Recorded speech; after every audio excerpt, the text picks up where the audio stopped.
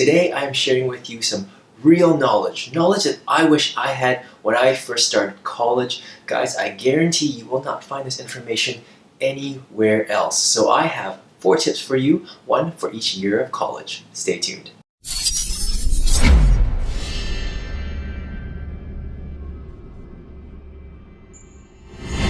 Hey guys, it's Brian back at you with another video where my goal is to mentor you to a rewarding career and to help you create a life you're proud of. And in that endeavor, today I want to share with you some really important tips that I wish I had someone tell me about when I first started college. My first year, there was just so much excitement. You had bigger classes, you got to meet new people, you had a lot more freedom, and at the same time you had a lot more work to do. So I attended the orientation sessions. I also talked to my friends and family who finished college recently or were about to, and they gave me some really good tips such as how to build your weekly schedule, how to better plan your time, how to study, and what courses to take. Now at the time I thought the advice was pretty good, but looking back, I don't think it provided that much real value. I mean, if you're someone who is going to get good grades, who strives to do well, you're going to figure out how to study better, how to allot your time better, what prereqs you need to take. All that stuff you're going to figure out on your own. It's going to fall into place by itself. In my opinion, those tips are small potatoes.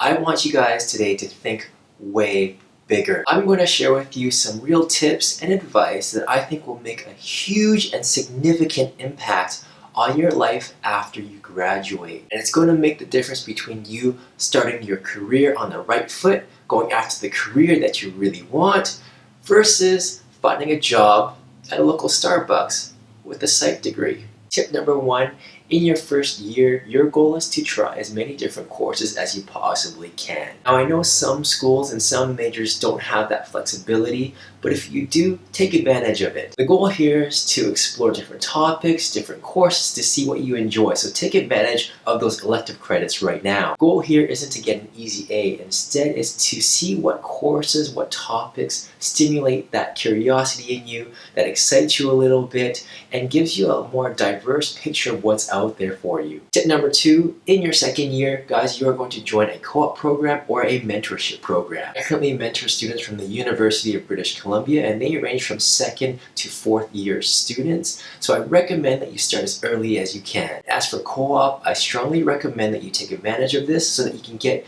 experience outside in the work world before you graduate. This is absolutely crucial for you. I know it's going to extend your time in school longer, but it's well worth it. Better a year longer in school than wasting 3 years after you graduate to find a career related in your field of study. I have another video that answers the question of whether or not you should take co-op. I go a lot more in depth as to the reasoning behind my answer. I'll have a link in the description down below. Tip number 3, in your 3rd year, your goal is to find out what companies or industries you want to work for. Maybe you want to get into the tech sector, bioceuticals, foods, whatever the case may be.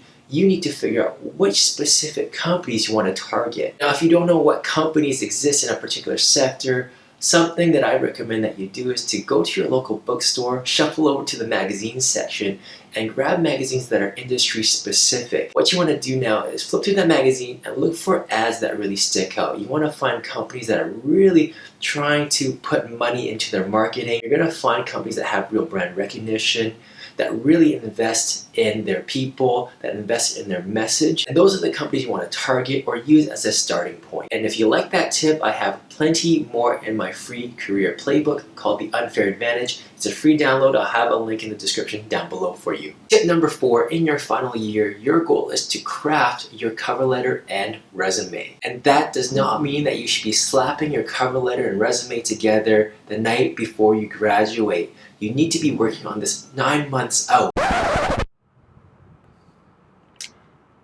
I don't know what I did with the rest of that clip, so I'm going to finish that final point. Yes, you're going to need a lot of time to develop your resume and cover letter. I've always encouraged my mentees, my students, people I worked with to seek advice from not just your career advisor or your professor to review your resume and cover letter, but you also want to talk to people in industry. That's going to take time. They're busy people. They're going to review your resume, they're going to review your cover letter, and they probably won't get back to you for a couple weeks, if not a little bit longer. And then you're going to take that feedback and integrate that into your resume, into your cover letter, and then send it back out to them again for review. As you can tell, it's going to take months.